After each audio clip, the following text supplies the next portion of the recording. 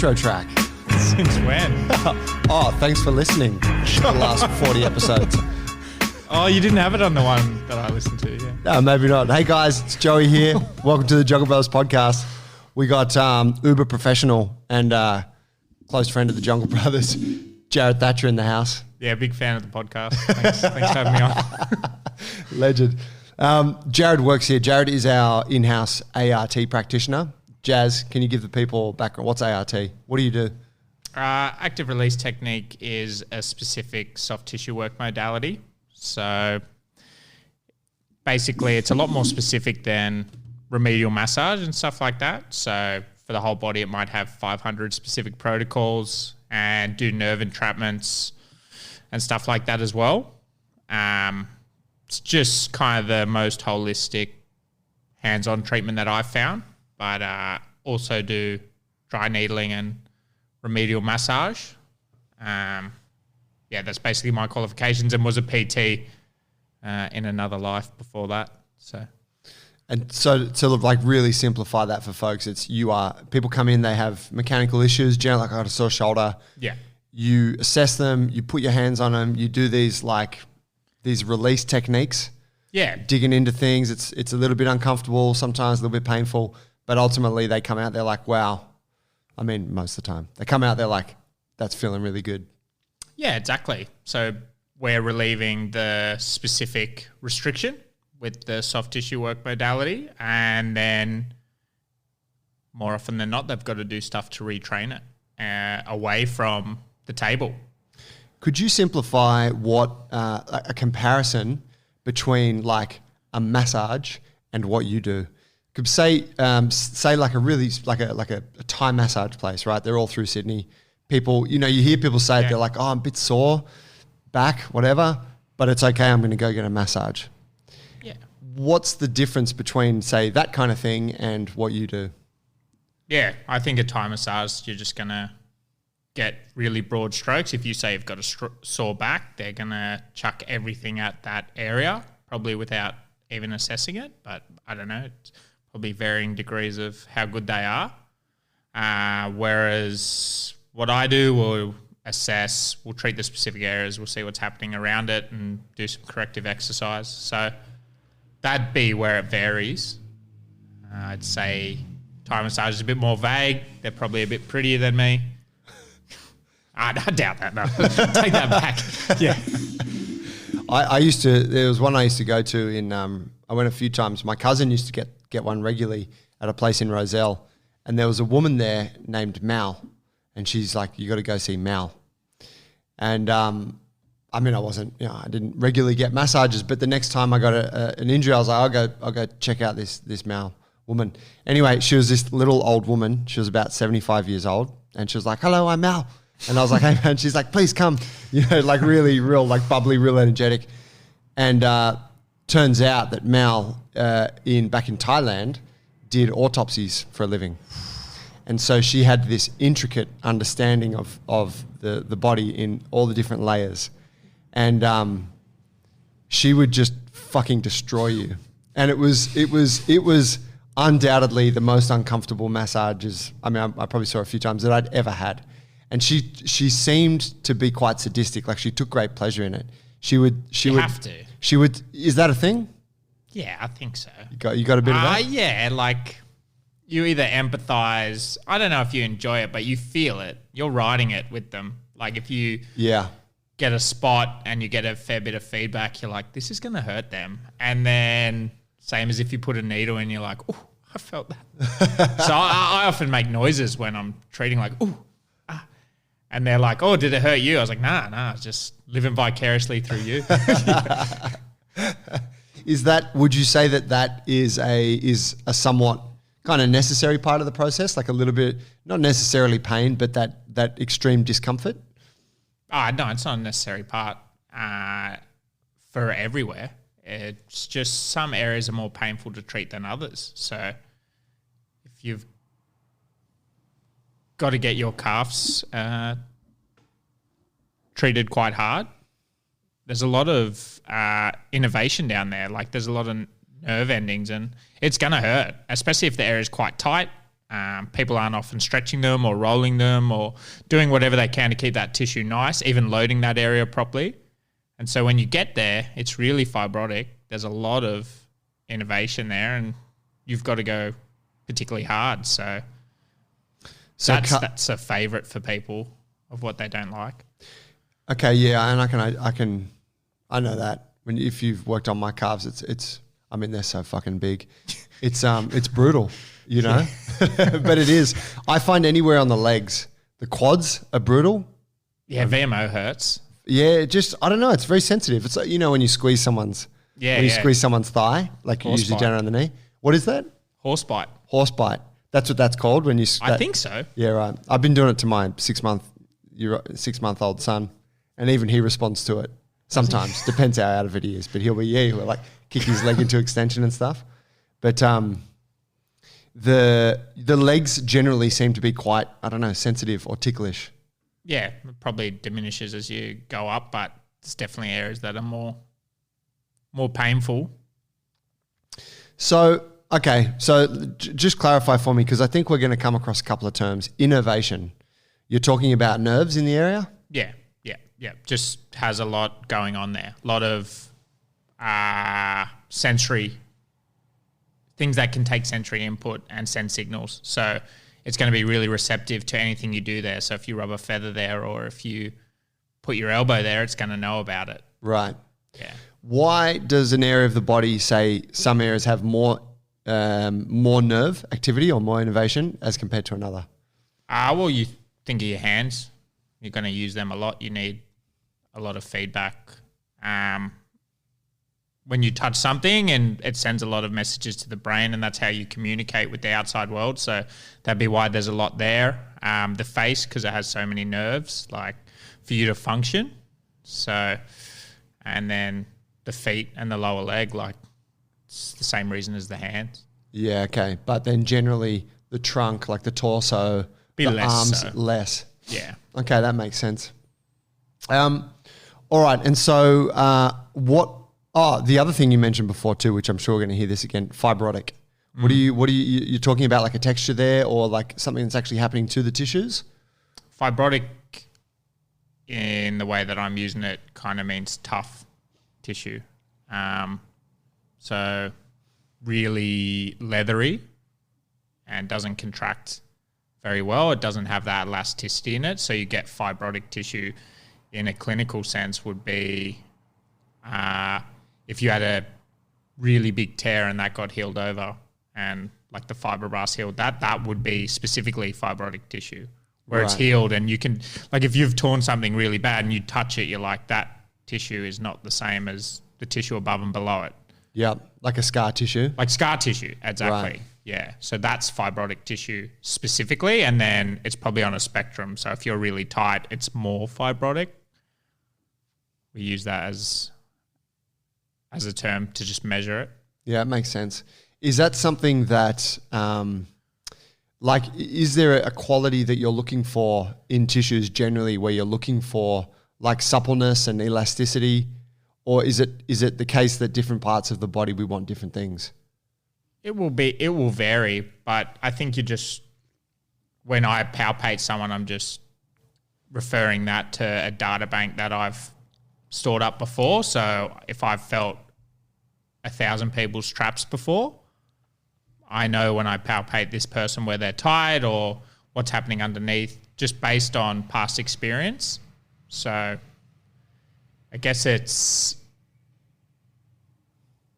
not super tangible. It's more of a skill that you develop as you do more and more of it, I guess. Yeah, I hear. What's palpate mean? Touch. Squeeze. Put your hands on me. Yeah. Okay. All right. So tell me, what I want to chat to you about today was kind of giving us a bit of an overview of like the main issues that you come across. Obviously, you treat a lot of people and have done for a long time. You're a very in-demand kind of guy.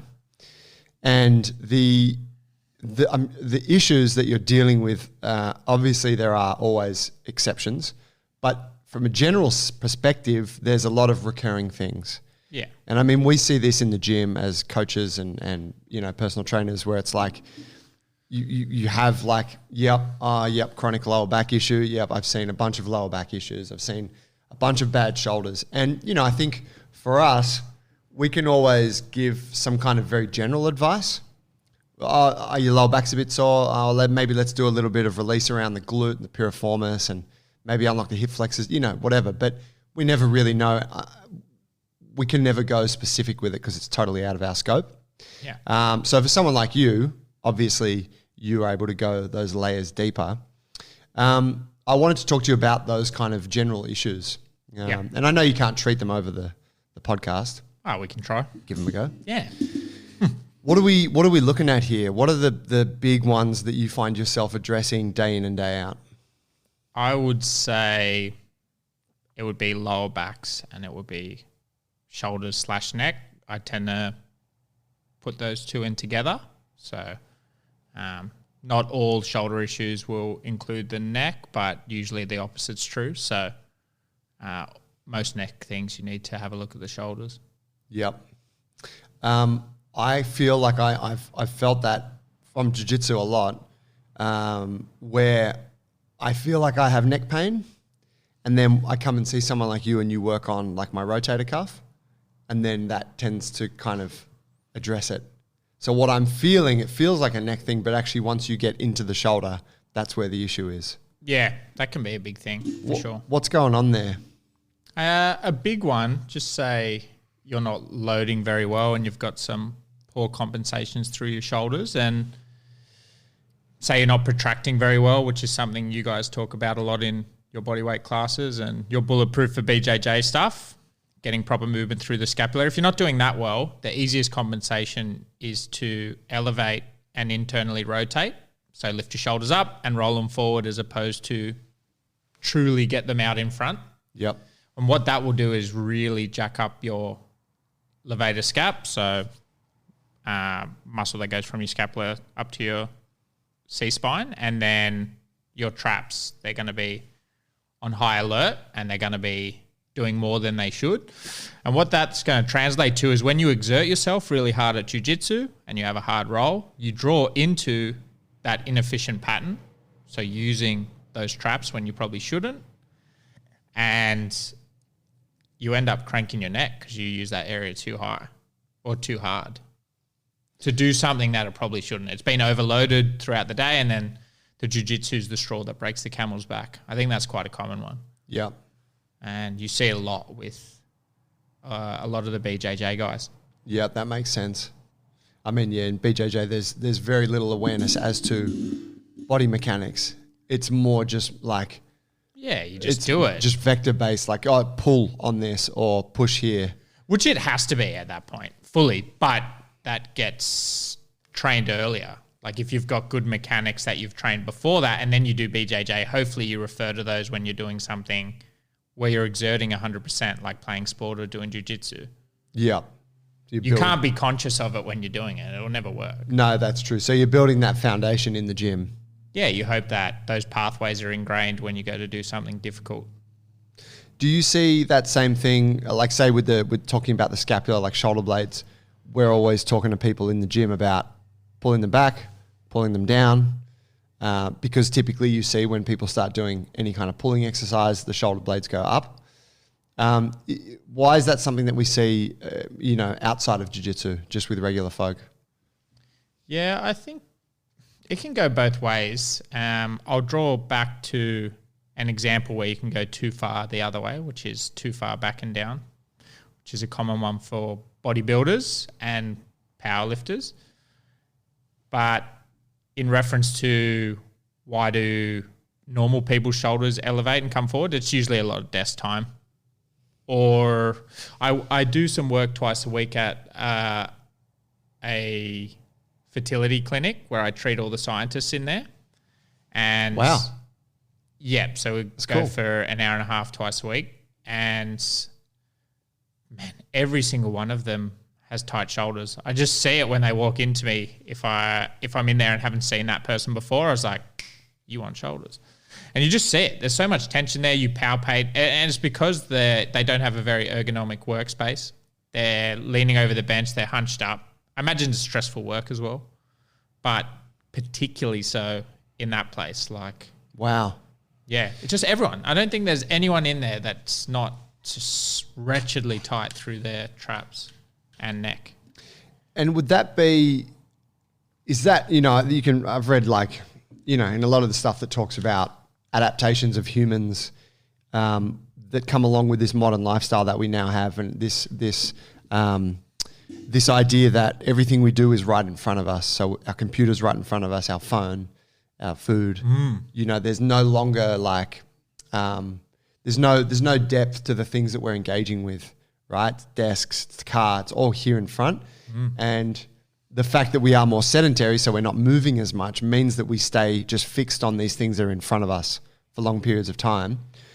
Can you build an environment, like say, could those scientists or researchers make their workspace more ergonomic so that they could stand there all day and do that kind of work? Or is that adaptation, is what you're describing, just unfortunately something that's going to happen when you're fixed in that one position working on something that's in front of you all day?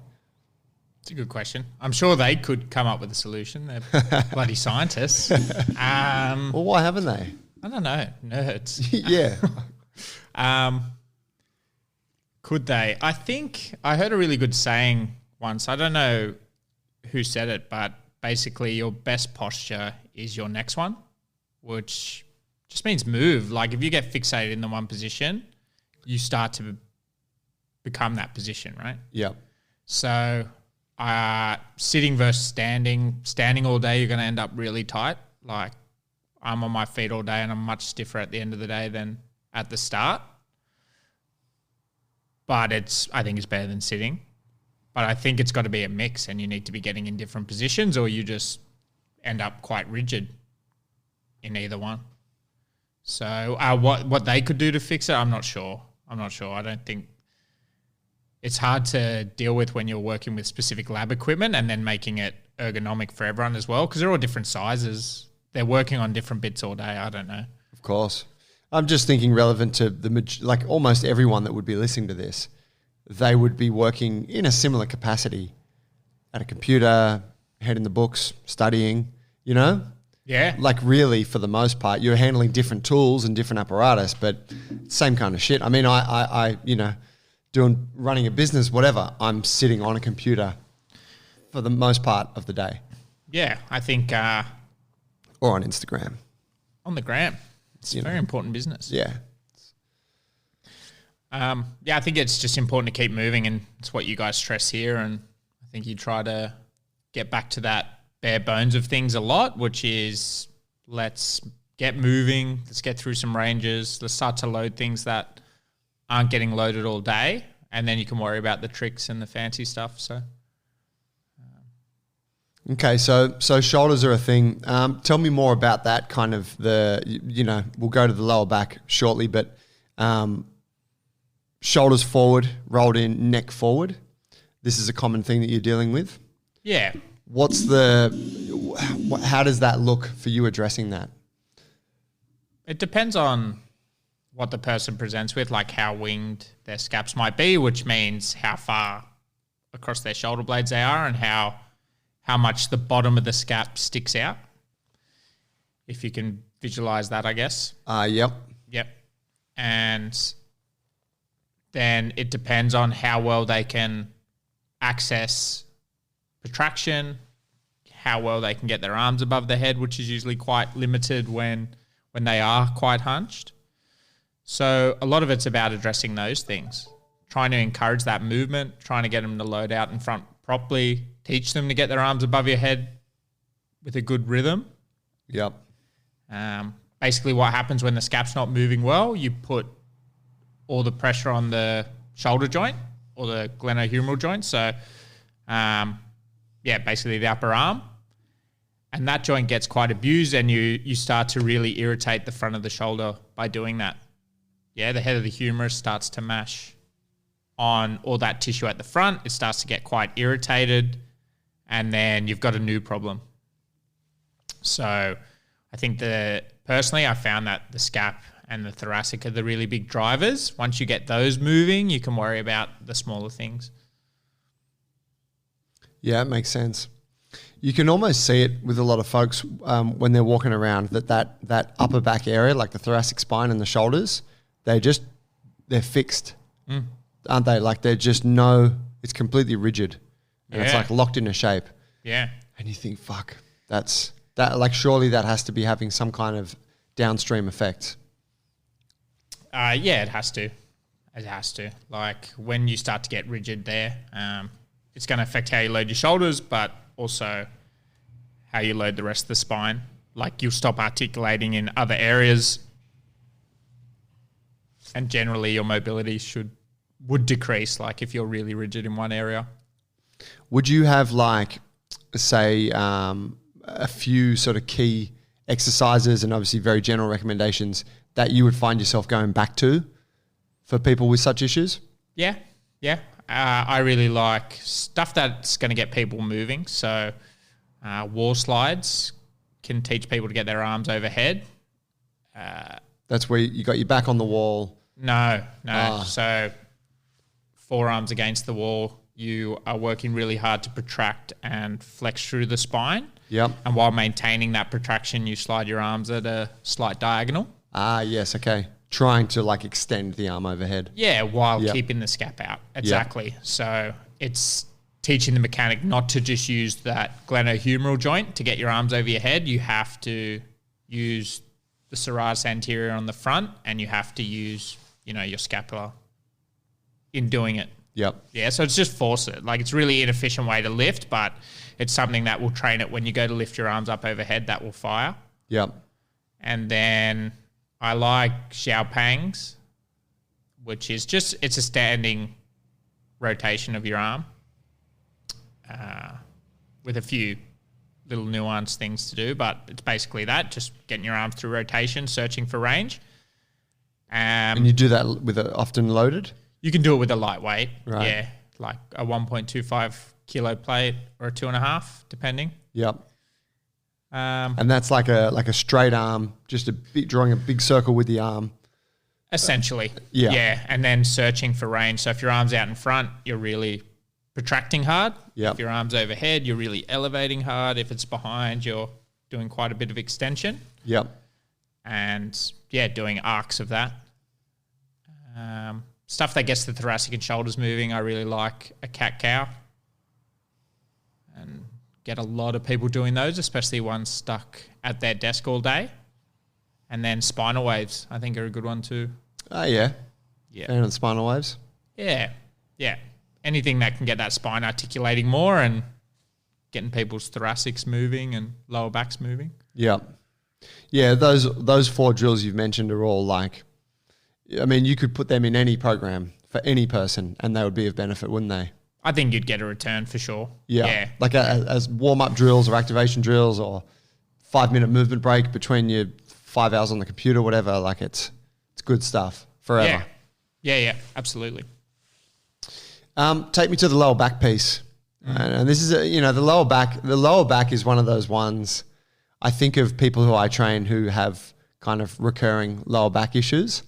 And obviously with the training we're doing, you're always trying to reduce the occurrence of the lower back flaring up. But it is a thing, it happens. And I've had it myself in the past. You treated me for it. It was after my knee surgery.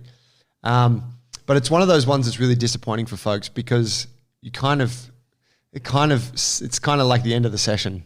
You're like, lower back. Yeah. You're like, I'm good. I'm just going to go home and have a glass of wine. It's like, fuck. Whereas shoulder or something, okay, cool. Let's just ease it on the upper body stuff. We'll just focus on the rest of the body, Yeah, you quickly realize how vulnerable you are just by something small going wrong when you've tweaked your back. Yeah. You're just like, I can't do anything. See you later. Let's say non-specific lower back pain, so something that's not diagnosed and you pass all the tests for, a disc bulge or an annular tear or something bad.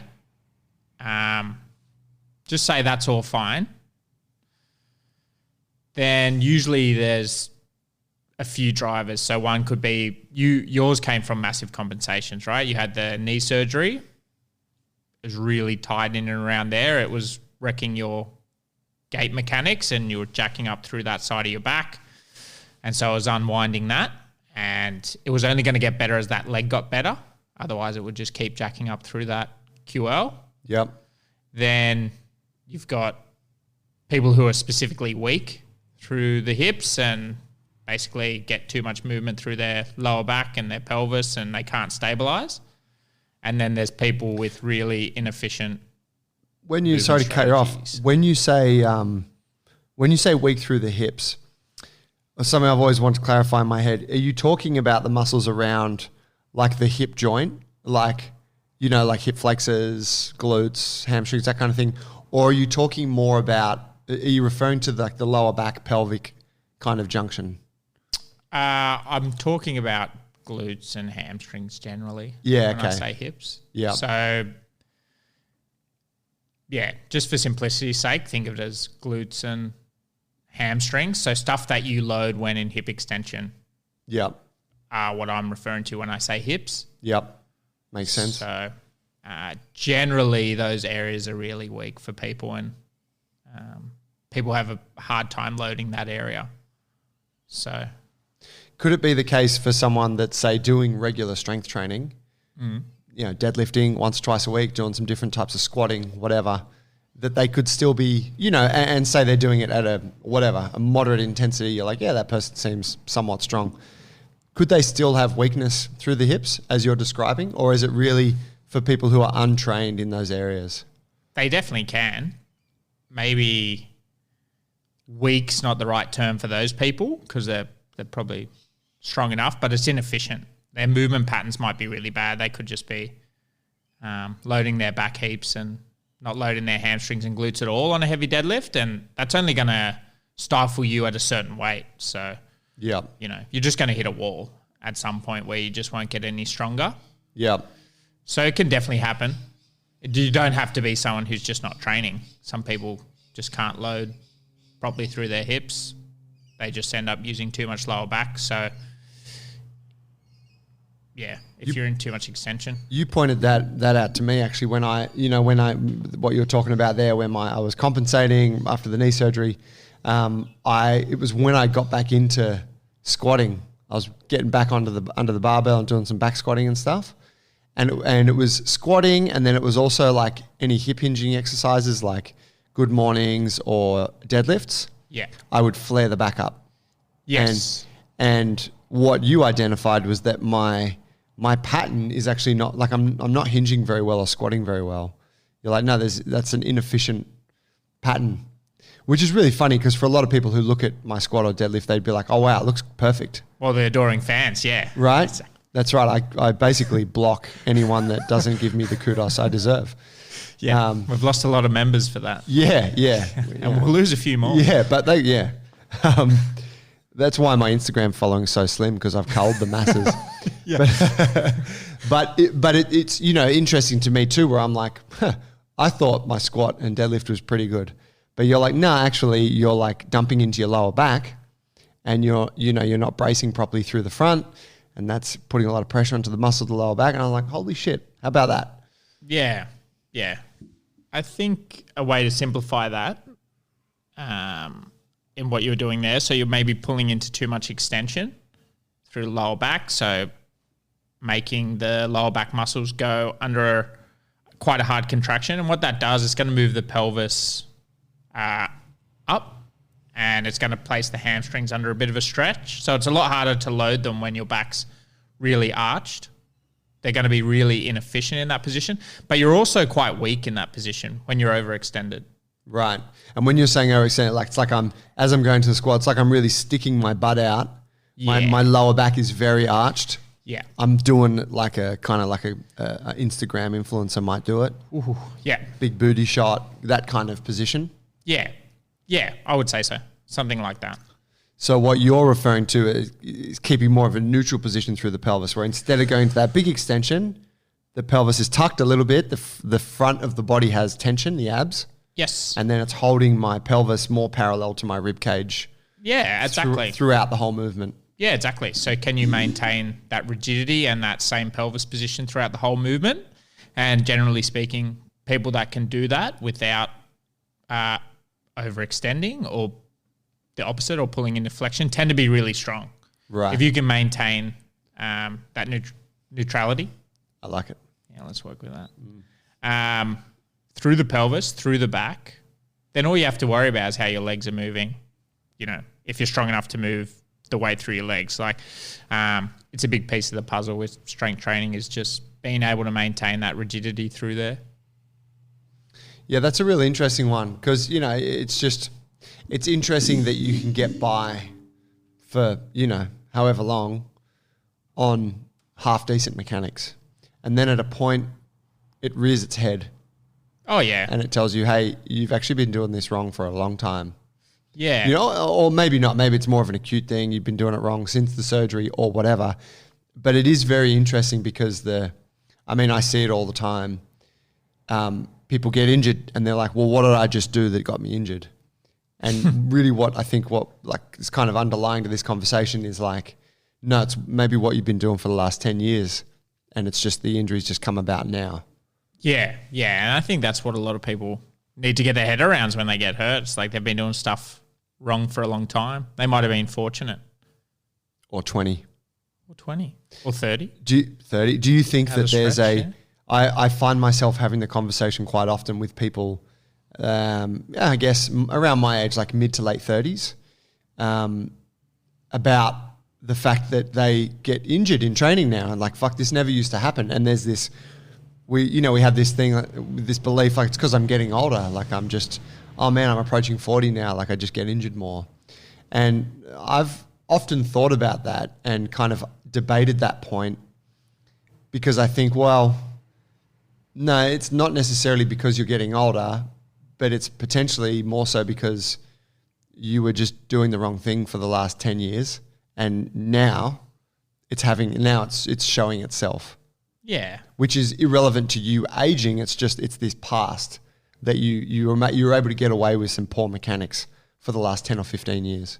Yeah, it's probably a mix of both, but for sure, I think I'm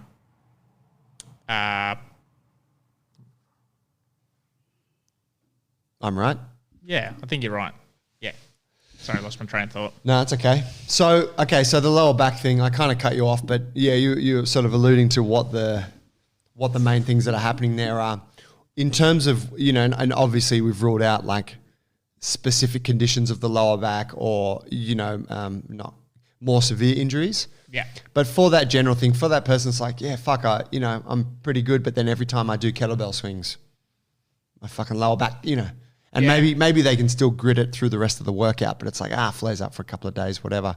What's the general advice around that? What exercises do you find yourself giving to those folks? Yeah, that's a good question. I'd say something dynamic like a kettlebell swing needs to get cut out until you can learn to load properly with a bit slower of an eccentric, something where you are using your hamstrings and glutes a bit more. So maybe like a single leg deadlift with a longer eccentric and a pause at the bottom. Just working on getting a proper contraction through your hamstrings and not overloading your lower back. You have a lot more control when you do something like that. Yeah. And then, during that time, I'd be cutting Olympic lifts, kettlebell swings, stuff like that. Running? Would you find that running might flare up for someone like that? Yes, but like it's a different thing altogether. Right. Yeah, running's probably a lot more. Running is a lot more complex. Yep. And there's probably a few more considerations, but yeah, I would say so. Okay, so you're taking the speed out of it, slowing the movement down, eccentric, talking like the lowering phase of the movement, so making like longer duration for that, pause at the bottom. So you're really forcing them to build some awareness, rebuild that position. Yeah. Before they then go introduce the speed again through a kettlebell swing or box jumps or whatever. Yeah, a lot more's got to go right when you're doing something at speed or really dynamic. Yep. And the body needs to draw on its ingrained patterns then. Whereas when you do it slow, you can keep making adjustments. You can keep going, no, that's wrong, try this.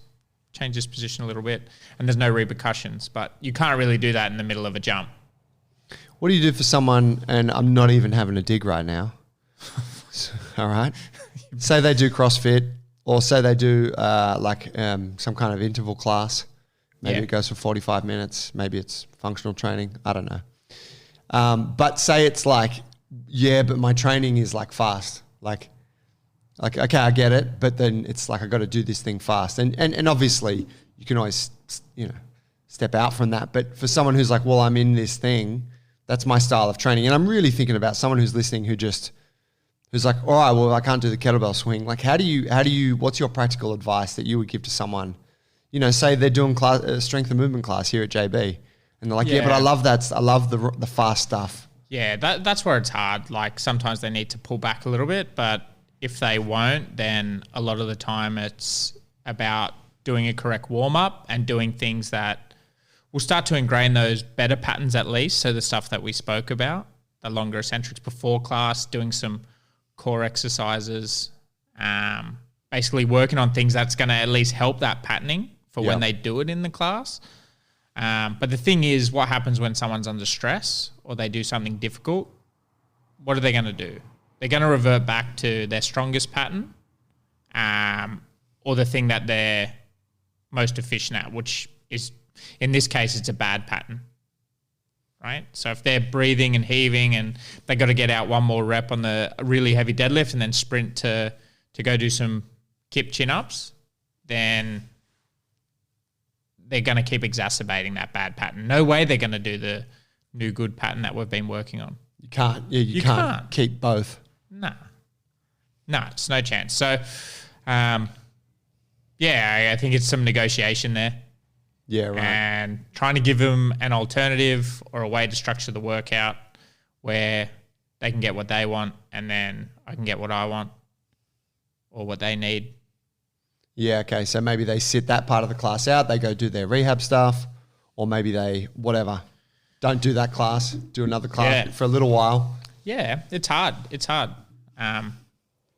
Training's, especially for people doing CrossFit, training's such a big part of their life. You need to find a way to keep them training.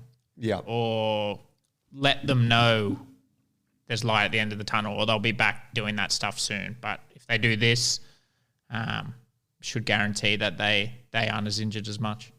Yeah, okay. Give me a couple favourite exercises for just addressing the lower back piece.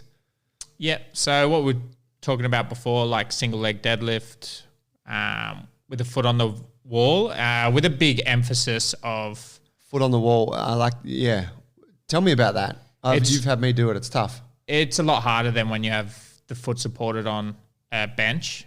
It's just going to make you work a bit harder through that front leg. There's nothing more to it than that. Like you just have to stabilize a little bit harder. Yeah. You can't rest back on the hind leg. Yeah. And so that would be like you back up to the wall, butt facing the wall, you're standing out from it, half a meter or so. Yeah. And then you're getting into you're hinging forward, and the leg that's obviously standing on one leg, the other leg you're bending the knee and then you're placing the foot onto the wall. Yeah, exactly. Just giving you some feedback. Yeah. So a little bit of support is what you'll get from that. And then, bending forward into a hip hinge. For this issue, just say we find that the lower back's overloading and they're not loading very well through the hamstrings at all. We're going to keep quite a vertical femur position as we tip forward and, hinge over our leg, keeping our weight over the midfoot. Yep. Basically not pushing our hips back like a traditional deadlift. Okay. This is just going to place a hamstring. It's like a disadvantageous position to lift from. Yep. But it's going to place more stress on the hamstring. So it's just going to get them to load in that pattern a bit better. Like if you were doing a heavy deadlift, it'd be a disaster to lift from there. Yep. Yeah. Don't do your 1RM with one foot on the wall. And a vertical femur. Yeah. But if someone was going to have a crack at it, say the Savo. Yeah, I mean, we can after this. You're going to do it, yeah. Okay. 10 reps, 15 reps, something like that? People won't be able to do that initially. Like, if they're doing it correctly, you're probably looking at 3 to 8 reps. It's really difficult. It's tough. Yeah. And would you use... You only have a slight bend in the knee, bending well over the front foot. Yeah. Yeah. And would you use something like that as that sounds like it'd be a really good warm-up drill? Like, I mean, for someone who's wrecked, it would be like that's potentially a workout, but... Yeah, if they have acute back pain, I wouldn't be doing it. Yeah. Otherwise, for sure, it's a good warm-up. I like that. What else you got for the lower back? Like teaching someone to brace properly. So being able to, even holding a plank or a bird dog is quite good. Yep. So being able to move the extremities, so the arms and the legs, while maintaining a neutral position through the torso. Right. Yeah. And being able to stabilize, then that transfers really well to exercise. Yeah. So you just keep making it more and more difficult. So stabilizing on that's quite good. And then strengthening the hips if it's down to a hip strengthening issue. It really depends on what the issue is, I guess. Yeah, okay. Tell me, for you ran a breathing and bracing workshop recently with your partner, Joe Taylor. Yep. What are in terms of bracing, can you kind of summarize what we're looking for there, like the sequence of events in order for a successful brace? Yeah, I mean, it's that neutral spine that we're talking about, and there's varying degrees. Like some people are going to be in slightly more extension, some in slightly more flexion, but that good, strong position. Intra-abdominal pressure, so being able to get a lot of air in and be able to, basically support your spine. Right. In that position, and then being able to move while maintaining that. I think that's the key. So you're talking about taking a big breath in, trying to really inflate the lower portion, like get the diaphragm open. Yeah, like take a 360-degree breath. So trying to get air, to the sides, trying to get air to the front, and then trying to keep your rib cage down. And that's going to increase the intra-abdominal pressure for when you do take the lift. Yep. I'd say that's the key point. And is the idea there is that you're filling the cavity with air and then you're bracing on top of that, which creates more pressure, and then obviously trying to maintain that? Yeah, exactly. Like if you took a full breath and expanded and opened up your ribs, like that's going to be a really inefficient position to lift from. So you want to bring it down, create that compression, and then go. Yeah, okay. Yeah. Yeah, that's cool. I know for myself that's something I've never felt particularly confident with heavy lifting. Is how to brace well. Yeah. And I've seen your stuff from when you were particularly into your powerlifting, and even Jo when she's working on heavier lifts. Yeah. And the bracing is it's obviously such an important part of the whole lift. Yeah, for sure. That's just what I alluded to before. Like if you can maintain your torso position throughout a lift, generally you're going to do really well. So the key is creating parameters where you can do that. So just creating a lot of rigidity under a lot of load, which takes a lot of practice. Yeah. Yeah, it's a skill in itself.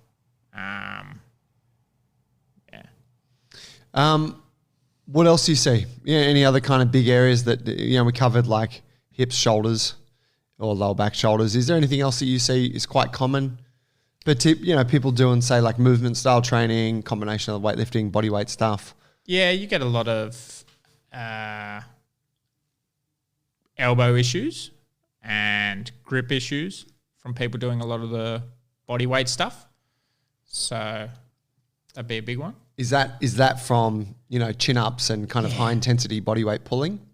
Generally, yeah. It's just doing so much bent arm strength and straight arm strength. Right. We'll do that. All that load accumulates in that area. So if just say you're not moving that efficiently and not rotating that well, or your shoulder's a bit banged up, so you're loading your elbow a bit more and you're doing a ton of reps, like it's going to get inflamed. It's just too much load for that area to cope with generally. So, the way to resolve that's going to be to get that correct movement pattern sorted. So if just say the shoulder is really tight and it's making you load the elbow more, then it's not going to be right till you fix the shoulder. Right. Yeah. What do you find? I mean, I think I sent a guy your way recently who's dealing with an elbow thing. What do you find is I know for people like who are quite into their training and they're getting, say that, you know, it might for females it can often be like they're really closing in on that chin up, or like you know, it's like super close. Or for guys it's maybe, you know, closing in on like weighted pull-ups or a muscle up or something like that, and then the elbow flares up. What is the very general prescription around that? Is it like back off from that pulling stuff? Yeah, almost always. I mean, just the reason for that, just say it's like medial elbow injury. So just say the tendon's getting inflamed on the inside of your arm, and you're doing a chin-up specific program. Like if someone came to me like that, what's the common denominator? It's always going to be from like that really excessive heavy pulling that they're doing. Yeah. That's contributing. The way that we're going to deal with that, like you've got to really peel it back. You've got to really control the parameters that you put load into tendon injuries. So you'd just be doing really light flex movements through the wrist at first, and then you'd start doing heavy eccentrics, trying to stretch, get it through its full range of motion in pronation and supination, starting to get those things to help, and then make sure that the shoulder's moving okay. You couldn't really. It would just get so inflamed straight away if you did a heavy chin up. Yeah, right. And the idea is there that if you continue to irritate those tissues, then it just will never improve. Yeah, or it'll get worse. Yeah. What are we talking about there? Is that actually, that's an irritation of the tendons? Yeah. So it's just that medial epicondyle, so that bone on the inside of your arm, is a place where the tendon attaches for the flexors, flexor carpi ulnaris there, and then the pronator through here, which are all going to do a fair bit when you're doing supinated chin-ups. Basically, if you're just hammering those muscles, you can easily inflame the tendon. Yeah, okay. Yeah. Yeah, I've experienced a bit of that myself in the past. Super common. I think a lot of jiu-jitsu guys get it as well. Yeah. Yeah, I feel like with jiu-jitsu, that stuff flares up because of all of the excessive pulling. Yeah, gripping at each other's gis, hey? Yeah, like constantly. Yeah, it's funny. I think, you know, to talk on that, like the mechanical imbalances that develop in certain sports or certain like ways of, you know, time spent in life. People don't really think about it. Like you talk to a standard jiu-jitsu person who's just really into jiu-jitsu and has never really cared for, you know, strength training or consideration of their body mechanics, whatever. They just found this sport they really like. But you tell them like, man, there's an absurd amount of pulling that you're doing. There's an absurd amount of gripping. There's an absurd amount of like hip and spine flexion. And you are spending like 90 minutes or so in those positions under load, like, you know, most days in the week. You're going to pay a price for that. Like there are ramifications for that. And people are like, well, like we don't think about it. It's like talking about sitting at a desk or, you know, whatever all day long. And it's like, we kind of know like, oh yeah, it's not good for us. But I think a lot of people kind of stay a bit oblivious to the fact that if you put your body in those positions all the time, your body will morph into that shape. Yeah, it takes time. And it will create, you know, problems, whatever, imbalances that you're going to have to, well, you don't have to, but you probably should address. Yeah, exactly. It's not going to be a problem immediately. It might not be a problem all through your white belt or through your blue belt, but then eventually you see a lot of practitioners, and I think you and JT talk about examples of a lot of older jiu-jitsu people that are really broken, right? Fuck yeah. Yeah, exactly. And I mean... And refuse to address it. And it can be too far gone, like, because it's going to get worse before it gets better when you're that far gone, like, to try to unpeel everything. So I think it's a lot like if somebody's smoking, like they don't care at the time, but the ramifications come later, right? Yeah. And can be almost too late, like, to be, especially for them, like they might not get to a point where they're pain-free. Yeah, it's a really good point. Yeah, I think for a lot of people, they don't want to hear it. I find like, say with jiu-jitsu folks, it's normally white belts who are more receptive to this information because they're like, oh, okay, yeah, like I'm more of an open book. I don't really have much ego about this thing because I'm new to it. So I'm open, give me the information. Whereas you get someone that's been doing it for 10 years and they're a purple belt and they're a savage, they might be broken and, in pain when they're off the mats, but on the mats, they're a shark. Yeah. So it's like, I don't want to hear it. Yeah. It's like humbling, and they probably realize that it's going to take a lot of work away from it, and there's no guarantees as well. So, and it will detract from their jiu-jitsu for a period. Whereas if they've just found a way to train through it inefficiently, then whatever, they'll be in pain. When you say no guarantees, you mean like for some people it is just too hard to kind of fix some of these things? Well, yeah, depending on what avenue they end up going down. I think a lot of people have chronic injuries that they haven't been able to fix regardless of how hard they've tried. Yeah. And they could fall into that basket. Like a lot of luck goes into who ends up treating it, if you get the right diagnosis, if it is treatable, like if you're exacerbating it, there's a lot of factors. So that's why I mean, like, there's no guarantees. Yeah, it makes sense. Yeah. And, the hard truth is not everyone's fixable. So, yeah. What's any sort of closing pieces for you on I'm assuming you have the same conversations very often with people. Yeah. And find yourself making some very kind of recommendations that you're like, fuck, I gotta tell another person this, but you have anything there that you haven't shared yet?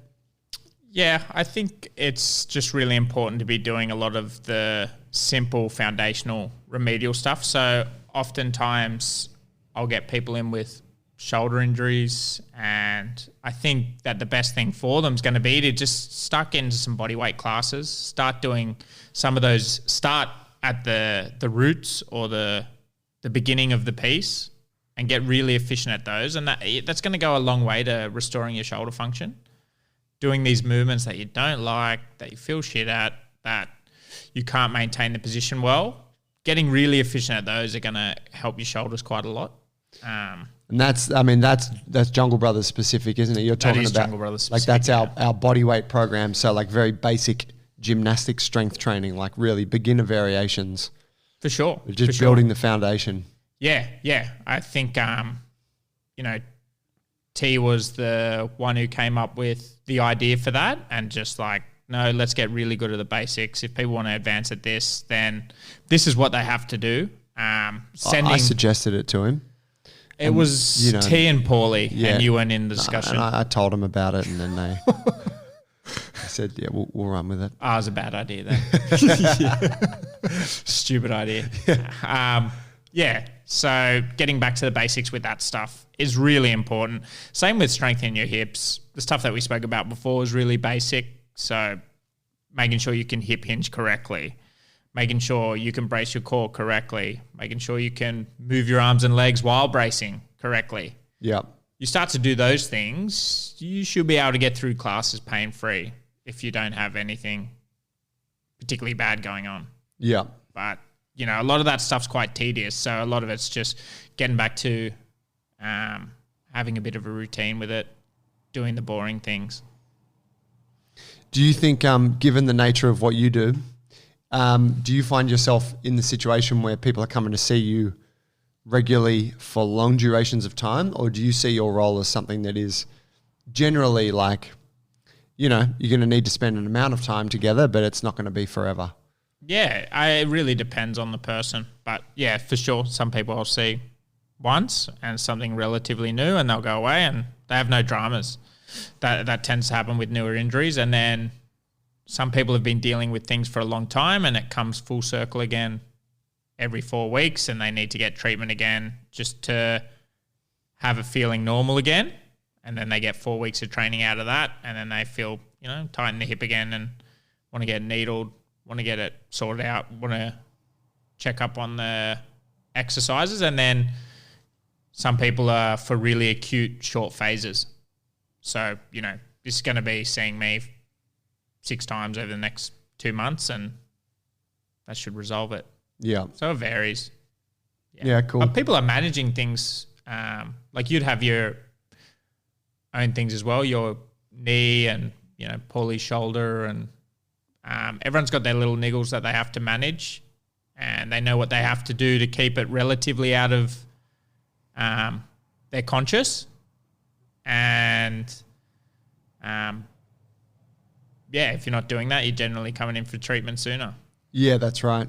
Yeah. Yeah, I think like dealing with nagging injuries is kind of part of the training process and life in a sense. 100%. And you want to be trying to reduce them as much as possible, but it's always going to be prevalent, particularly if you play a contact sport or something like that. Yeah, if you've trained hard for 10 years, you're always managing something. Yeah. And anyone who says they don't have any is a liar. Like, everyone's got their own little niggles or things they have to spend more time on, whether it's from playing football when they were 15 or, having just done too much of this training, or it's a weakness for them that they've got to get their thoracic moving a lot more before doing their body weight stuff. Like, no one's perfect in that sense. Yeah, I like it. Mate, thank you. Thanks for coming on today. No worries. We're currently in a bit of a lockdown, but you're still treating folks? Yeah. So therapeutic massage can treat. So, yeah, I'm treating. Cool. Where can people find you? Social media and that sort of thing? Facebook and Instagram, I guess. So handle's just Jarrod Thatcher. They're the best places. I'm not overly active on social media, but respond to messages usually within a day or two. So, yeah. It's not a bad turnaround? Well, for Instagram, I deleted it off my phone. Have you? Yeah, and I re-download it just to check messages and have a quick scroll and then delete it again. Ah, how long have you been doing that for? A little while. Yeah. Yeah. How interesting. Yeah. I just find it's a bit of a time trap. Yeah. Don't get much return off the time I spend on it. Yeah, smart call. Yeah. Smart call. Eliminating stuff that isn't really essential to what you're doing. Yeah. I just don't particularly like being on it. So. Yeah, I hear you. You can also get at Jarrod through the Jungle Brothers website, if that's easy for you, junglebrothers.com. Sorry, you can book in or check out my stuff on my website, so jarrodthatcher.com or jarrodthatchermassage.com. Oh, there you go. Yeah. Yeah, go there. Go there. Cool, man. Thanks for coming on. All good. Guys, thanks for listening. Hope that helped. I know that Jarrod has posted some of those exercises on his Instagram before. There's some really good foundational stuff there. If you think that you might be having something you want a bit of help with, hit him up or come see us just down at the gym, because you got us and him, and we can help you with that stuff. The foundational kind of training that he was talking about, it's something we take really seriously here. So, get some into what you're doing. And if a lot of what we're talking about didn't make any sense to you, but you know that you do have a couple of mechanical issues that need addressing, you should definitely get down here, because your training should be addressing that at least to some extent. For sure. Thanks for listening. Junglebrothers.com if you need any help from us. We will catch you guys next week. Stay safe. Peace.